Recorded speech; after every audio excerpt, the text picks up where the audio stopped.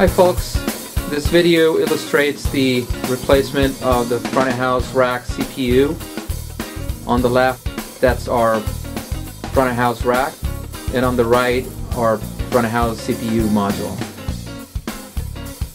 We'll start by removing the 18 screws that hold the front panel on a front of house rack with the #1 Phillips screwdriver.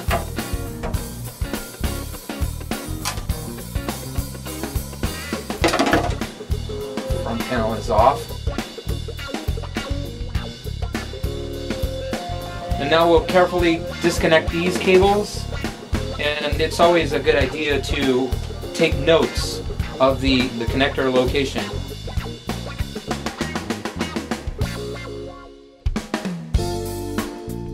This is J1. This is J2. If you have a second snake card, you probably need to disconnect the power connector to the second snake card, and also the data connection that would be connected to the second snake card.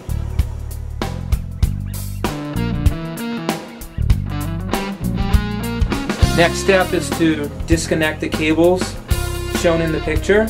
The P1 connector is usually glued in place, and the glue is easily removed with some isopropyl alcohol. So if we just brush some alcohol on the connector itself, give it a few seconds, and then remove the glue with a pair of pliers.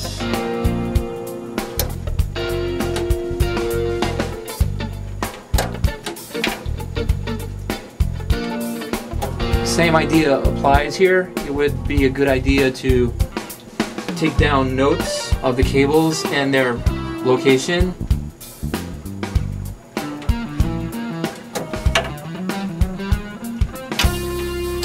Removing the power connectors.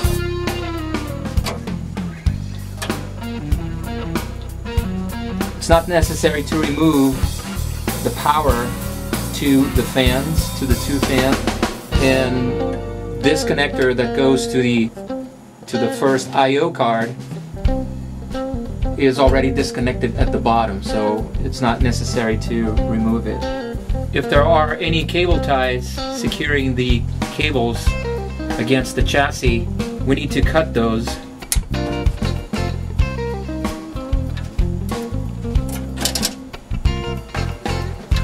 And disconnect the power to the optional cards.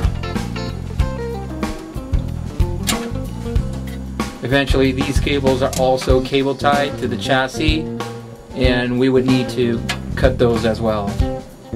Our next step is to remove the eye lock, cutting the cable tie.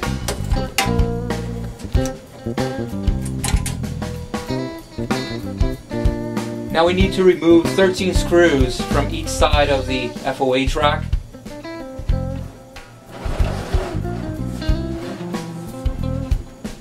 Screws are located here at the bottom section.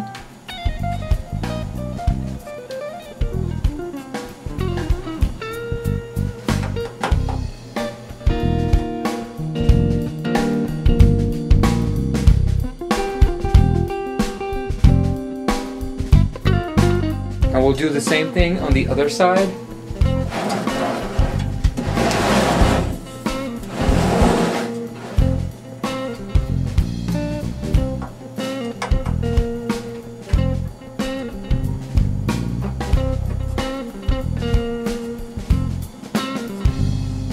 Now using the same screwdriver, we'll turn the FOH rack around. In the middle section of the back panel, 1, 2, 3, 4, 5, 6 screws.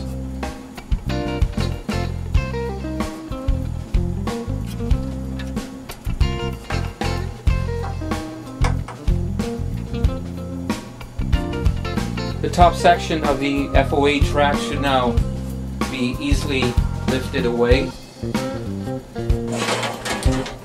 Most FOH CPUs do not come with mixed engine cards, so you will need to move the mixed engine cards from the old FOH CPU to the new FOH CPU. Now we need to remove the TDM flex cables. So we carefully disconnect the cable from the cards and remove it. We also need to remove the screws securing the cards. The number of screws will depend on the number of cards you have installed in your system.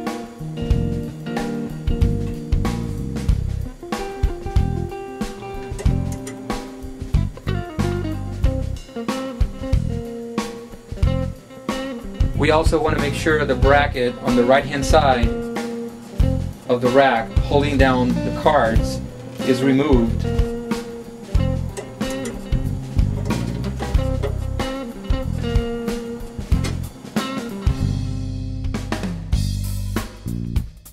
And at this point we're ready to remove the cards and transfer them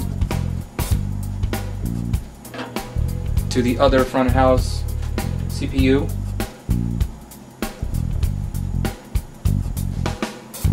And we'll install them exactly the same way.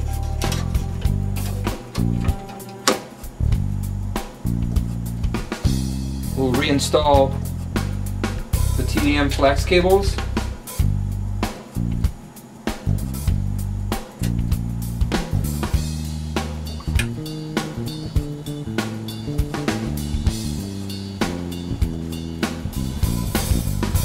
And insert the screws.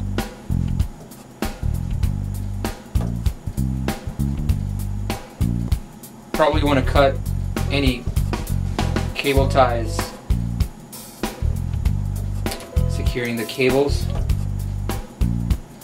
and have them ready to be connected to the top section.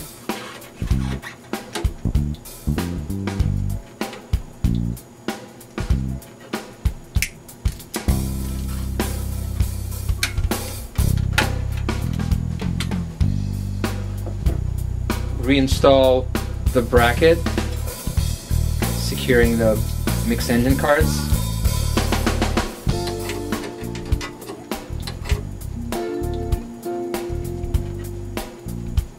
Now, without cables accommodated towards the inside of the FOH CPU, we're ready to bring back the top section of the FOH rack and carefully install it, taking care not to damage any of the cables or internal parts.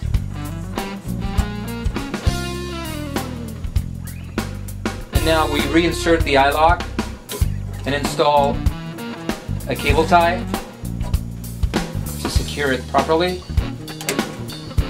And with that, we're ready to reinstall the screws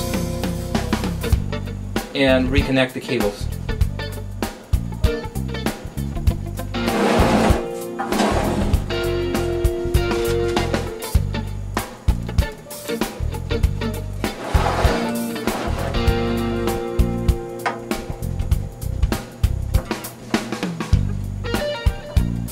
We're now ready to reconnect the cables using the notes that were taken in the first few steps, and also any cable ties that were removed to secure the cables back in place.